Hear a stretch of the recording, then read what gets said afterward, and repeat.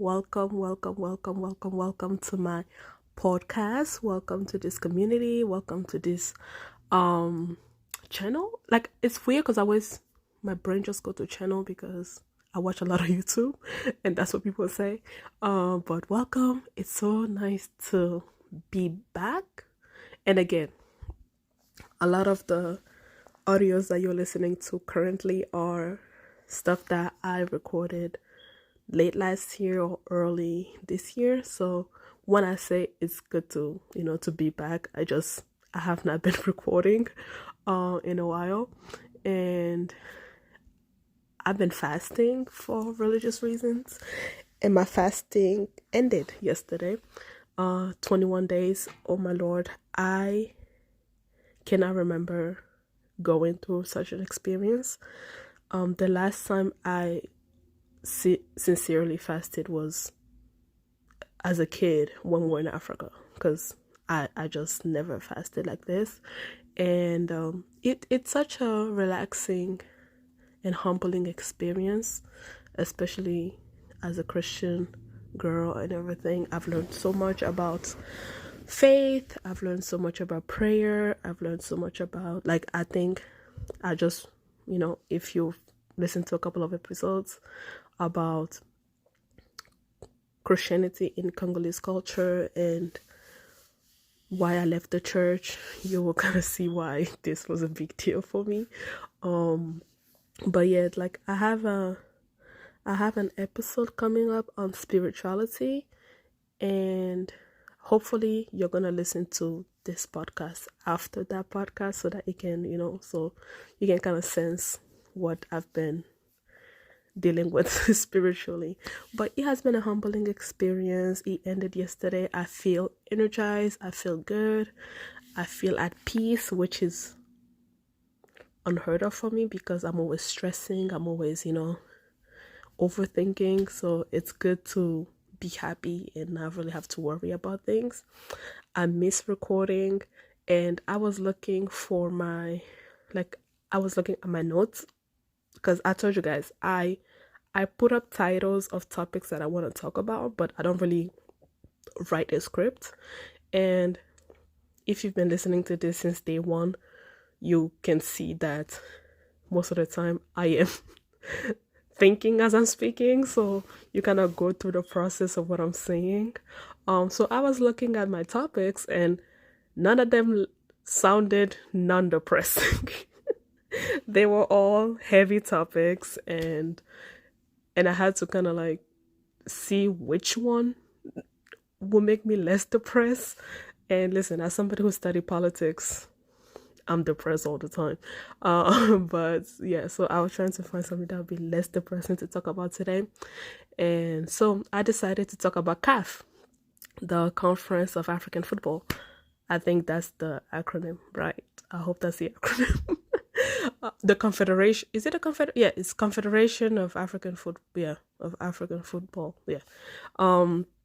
So, but before I do that, again, thank you so much. I looked at my algorithm for the first time in a while today, and to just see the new countries that this podcast has been able to attract, the new audience, people are catching up to like older episodes, and I am grateful. I am so thankful. Thank you.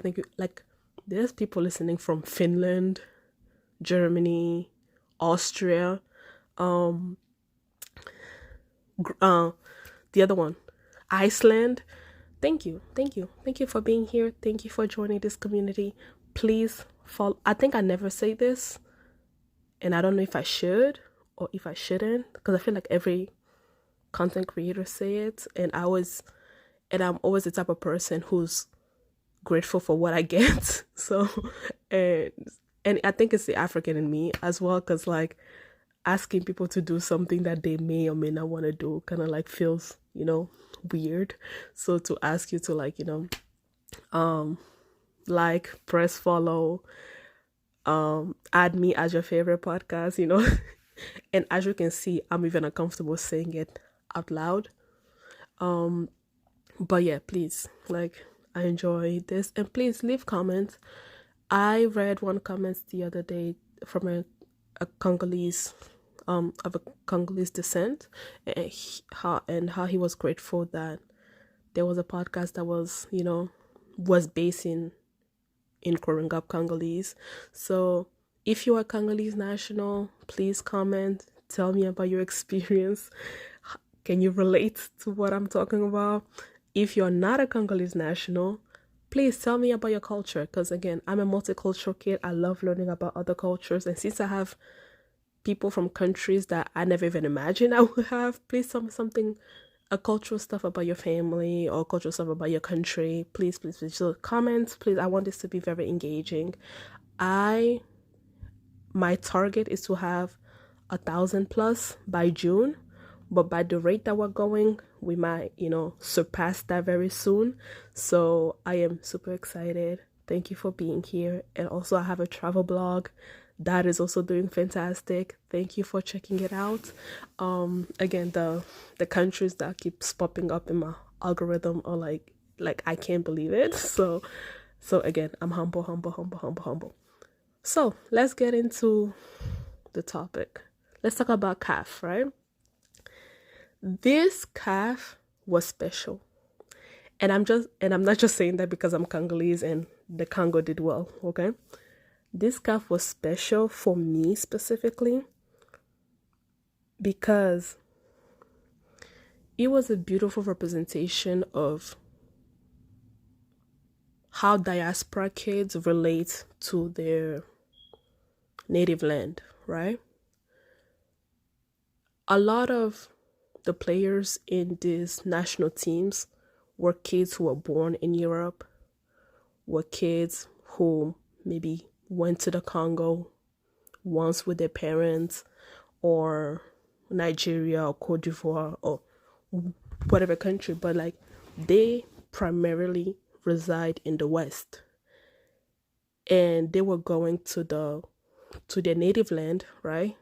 Some of them they'd never stepped foot to their native land until they were called by their national teams to come and represent the country. And this kind of like, it's a very interesting way to look at identity, right? Me, for example, somebody who's never been to the Congo, calling me to go to the Congo to represent the Congolese team does like it's a complicated matter, right? It can be complicated because on one hand you can be like, oh yeah, the reason why they're calling up their diaspora kids is because they play in well-trained teams in Europe. They have more expertise, na. But it can also create a little bit of tensions with the people who are, with the players who are in that country, right? So I'm using the Congo because I'm more familiar with the Congolese national team, but I can see a world where the local players, who do not live in Europe, who are not born in Europe, who do not play in Europe, can feel slighted, because then you're like, yes, you're calling them to represent us because yes, they kind of belong to us as well. So, it's a way to show pride and blah, blah, blah, blah. But like, they will receive a treatment that the local players will not, right? Because if you are getting a player that plays for, let's say Chelsea or Barcelona or Real de Madrid, like you are not going to treat them the way you treat the local players, right? So in a way, it causes that type of tensions between the local players and the diaspora players. And I also think it's fascinating to see how, and again, I'm gonna just stay with the Congo here because again, I'm more familiar with the Congolese team. How us diaspora kids can belong to our native land, right? Seeing the national team of the Congo sing the national anthem, right? Or be proactive in protesting the war in Eastern Congo. It beautifully demonstrates how we're raised, right?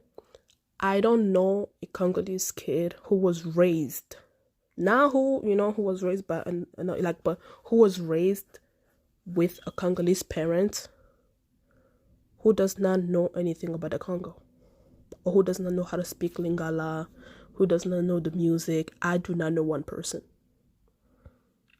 I don't. And it's funny how we can belong and not belong at the same time, right? Because I've told you guys, when I study politics, I have recognized my Western American privilege, right? I can never, when I speak to the issue, I always make sure that I start with a disclaimer of like, I'm of Congolese descent, but I am not in the Congo, right? I am not representing the daily lives of Congolese from a subjective or from a subjective first-hand experience, right? I, the same way as a white American, are sort of in the same boat, right? Regardless of our color, we're sort of in the same boat, because if we've lived here and we're looking at the situation in the Congo, we can still see things from a Western bias. Like, I also share a Western bias because I grew up in the West. I grew up in America. So I don't try to overstep on Congolese people's experience and everything. And I also feel like a foreign national who've had first-hand experience living in the Congo, regardless of the color of their skin, has a bit more knowledge to say about the Congo than I do, even though I am of a Congolese descent. I don't, like, I'm not those type of people who are like, oh, because I'm black, or I can speak on this, or because I do believe in, like, and again, if you listen to my podcast on identity, I've talked about subjective identity and objective identity, right? Although I'm Congolese, some of my perspectives are more objective than subjective, right? I can relate to you an experience that my mother have, or that my Congolese community have told me about, but I cannot say stuff from a subjective perspective because I did not go through that. So it's interesting to see how, although we don't really have 100% sense of belonging to the Congo, but we do belong, right? We do belong. And it was beautifully displayed with the Congolese national team to just see them sing the national anthem. Because, like, I don't, again, when I think about my childhood, even though we live in America, I swear to you, my mom, I think we were still in Africa. Looking at this player, looking at the interaction, looking just how well-versed they are in Congolese culture, was like, yep, that's what it looks like growing up Congolese. Because we don't have, okay, we do, but we don't have tangible things that represent our culture, right? Our cultures are passed down to us from folk tales, right? From history that are taught to us by our parents. For those who are lucky, their grandparents, their great-grandparents. So a lot of us learn about our cultures from our parents, right? We do not have first-hand knowledge to it. But to see the way that we can embody it as if we have first-hand knowledge, one of the players that was very interesting for me to watch was Piquel. He is a biracial Congolese. So he's Congolese from his mother's side and Swiss from his father's side. And this is never a race thing. It's not a black and white thing. This boy is Congolese. This boy is I don't give a damn if he's like halfway. This boy is Congolese. He is so Congolese. Like, you can tell that this boy's Congolese. And there was this quote this girl said, like, he's like, oh, I used to think that, him being biracial, he's not gonna exhibit Congolese behavior, but I can see Congolese blood is strong. And I died. I was like, yep, this boy, every time when this boy will act a fool, and by act a fool, I just, I mean, that's a joke. But every time, like, because he's white passing. If you look at him, he's white passing. You cannot look at him and think that he's biracial, right? And so whenever he would just do things, you're just looking at him like, oh, I wonder what your white family thinks. I wonder what the white side of your family thinks. Because I'm sure they might be grueling your daddy right now. And it was such a joy to just see him. And it was interesting to look at his identity negotiation, or his sense of belonging, because the way he was interacting with people, that man is light-skinned Congolese. It's so weird to explain it, but it's like he has all the demeanor of Congolese. He acts like, and this boy know how to dance like a Congolese, because, in order to be a true Congolese, you have to know how to dance. You don't have to speak the language, but child, you need to have at least rhythm. You have to have rhythm.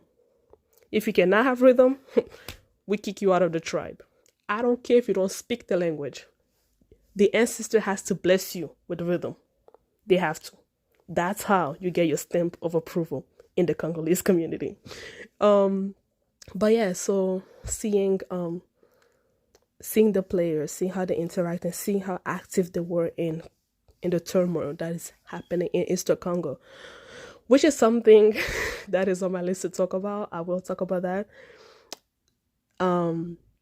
Yeah, I will talk about that. It's a complex history, and this is one of those episodes I want to do with clear level head. I don't want to be emotional, although I'm going to get emotional on the parts where I need to be emotional, but I do want to talk about this, okay? But in another episode, we're going to talk about it. And yeah, so, and most of the French players are either they're born in Europe, or most of the Congolese players for this CAN, either they're born in Europe or they play for European teams. And it's funny how in 2018, when France won the World Cup, the players became French. Like, oh yeah, French won the World Cup. It's offensive for Africans to call them Africans because they're French citizens. Blah, blah, blah, blah, blah, blah.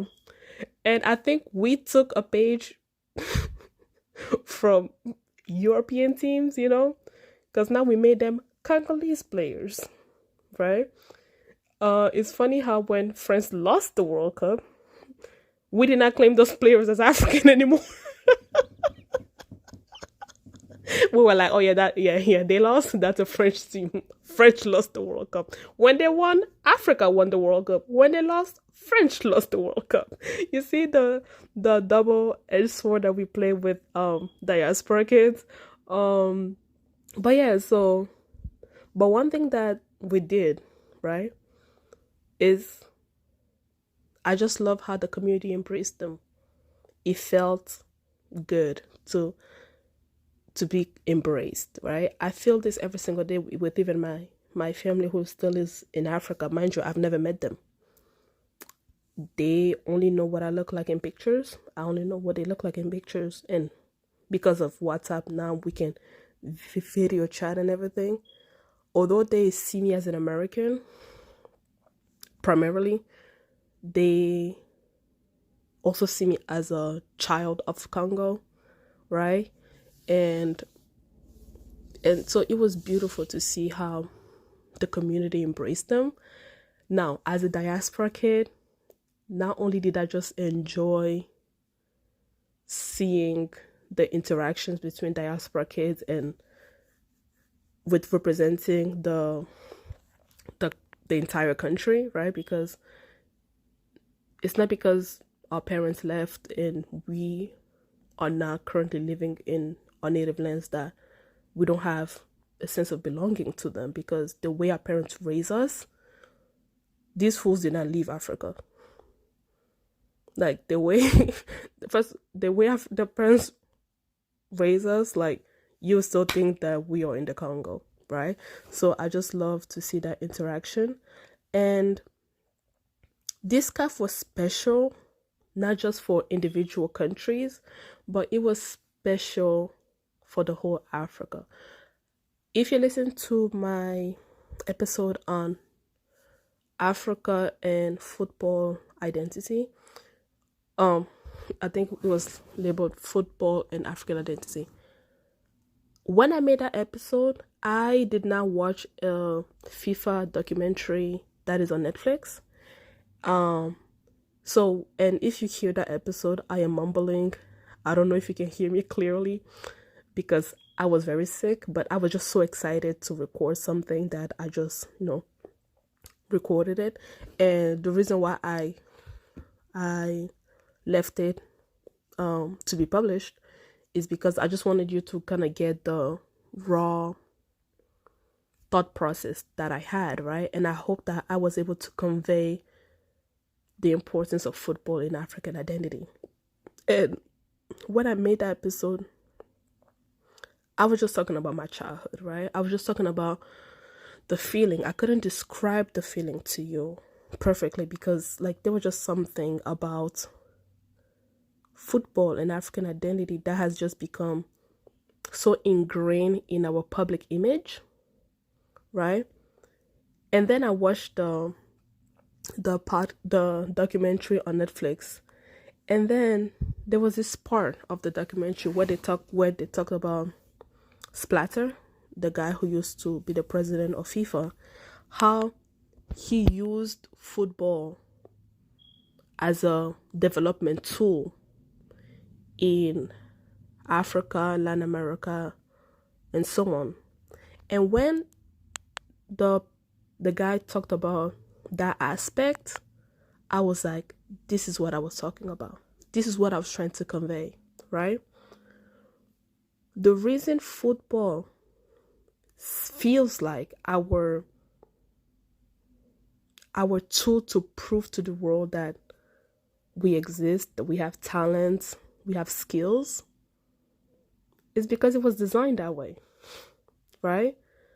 For Platter, and I think I'm saying his name right, he used it as saying if you play football, it's a world sport. It's a sport where everyone can be involved, all the joys can be around this sport. And we Africans have used those messages to show our worth, right? CAN for us is our World Cup. CAN is our World Cup.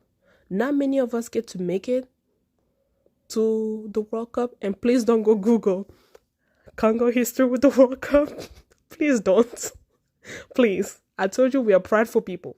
We are prideful people. Please don't, because that was an embarrassment. We have not been to the World Cup in a while. We haven't. Please, for the sake of my pride as a Congolese person, please don't Google Congo in the World Cup, because but here's the thing. In Congolese defense, and I can't even stop laughing, Lord. In Congolese defense, they were protesting unfair payments. That's why they lost 9-0.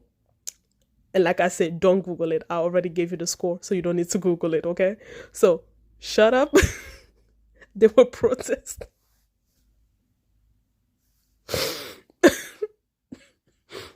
They were protesting. So, shut up. So, don't Google. Please don't Google it. And you know how I say comment? Make sure this is not the episode where you comment on. Please. Protect my pride as a Congolese person, okay? Yeah, so not a lot of us go to the World Cup, So for us, it's the time for us to show our pride. is to show the world our skills, is to show the world our talent, is to show the world that we too can entertain them. Like we too have skills that like we too can bring joy inside the household. Like watching a Congolese football match is constantly asking for a heart attack. Oh, I swear to God. Oh, I swear to God. I swear to God. I swear to God. I swear to God. This con season, thank God for TikTok because the reactions were super fun. It was fun to follow on TikTok. I had to close TikTok because I was getting distracted because again I'm fasting, so I'm supposed to be like, put apart, and I get distracted and focus on praying and talking to the Lord and stuff like that. But the TikTok reactions were great. This con was like no other. This was fun, right? And to just see how not just Africans, but to just see how it was publicized in Europe, how they talked about it here in the United States and everything. Even my non-African friends were just like, did you see Khan? Your country is playing, They will call it my country is playing. And I'm like, yeah, my country is playing, right? And so it was just a beautiful love letter to Africa because it was for us. We were not being used as a pawn to make your European team richer, we were not used as, because it was just the best that our players use to make European teams rich, European white men rich.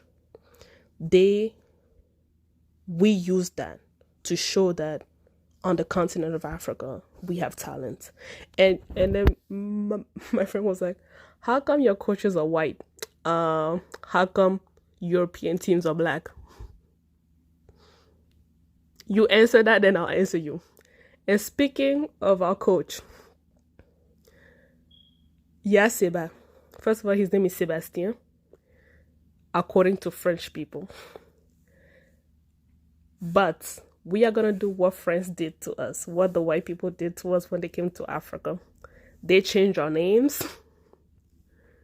They strip off of our identity. So this man is no longer Sebastien. His name is Yaseba. The way we say in Lingala, Yaseba. Yaseba was the most Congolese white man I have ever seen in my life. Yaseba was, and you can tell he's a white man because he was quiet, but besides that, this man is used to being around Congolese. So I was very happy. He was great. And you can see that there was a camaraderie. You can see that camaraderie, that's the word, right? Because sometimes I use French word and I know that they're in English, but my pronunciation doesn't sound right, so I want to sound that out in French. You can see there was a camaraderie within the teams, and although we did not win, because it would have been historic if we won, because we have not won CAN since 1974, so we have not won it in 50 years. But we went to the semifinals. We beat teams that we don't have records of beating in a while, when we went against Zambia, we were like, yeah, whatever, we're probably either gonna win or go or do like a draw. Tanzania, same thing. When they told us that we were gonna face Morocco, we started praying. We started praying because I don't know last time we beat Morocco. And then we beat Egypt. Now, we're going to talk about Morocco in my other episode because that deserves a conversation, right? When they say we're going to go against Egypt, we have not been Egypt in 50 years, which was the last time that we won the CAN, right? And we went to again, do not Google the World Cup history of the Congo. Please don't. And if you do, shut up. Don't laugh. Don't comment. This is the one time you are not allowed to comment on my post, okay? Yeah. So yeah, we beat teams that we do not have history of beating. So it was a historic for us, although we did not win. It was a historic for us. Now, speaking of my childhood, the reason why this was also fun for me because it reminded me of my childhood, right? Last time I remember seeing Khan, I was a little kid, and growing up in a refugee camp, our camp was divided in three in three parts, right? So one part lived Nigerians or any Anglophone speaking African. The second one was populated with Togolese, with like other Western African countries, but they spoke French, right? They speak French. And then our part was where the Central African people live, but they were predominantly Congolese. So I remember when I was a child, when we went to watch Khan, if like let's say Congo was playing against Nigeria, for the Togolese, they were like, do we vote? Do we go with Nigeria because they're both West Africans, although one speak English and the other one speak French, or do we go with our francophone comrade, right, which is the Congo? And then when Nigeria went against Togolese, we were like, do we go with Nigeria because they are culturally like us, or do we go with these people, right? And who are also French-speaking countries. So having to decide who you supported based on which identity you were going to negotiate that day, honestly, is what I had to do this year, because I was just like, watching Nigeria and Ivory Coast go head at head, it's like watching your paternal cousin go against your maternal cousin, right? Because you're just like, either way, they're both family, so you cannot choose. But again, félicitations aux éléphants de la Côte d'Ivoire. So congratulations to the Ivorians. Although y'all lost 4-0 in your own damn country, just had to throw that dick because we're cousin and that's what cousins do. So yeah, so it reminded me of my childhood, because then it was like me and my friend who was Guinean.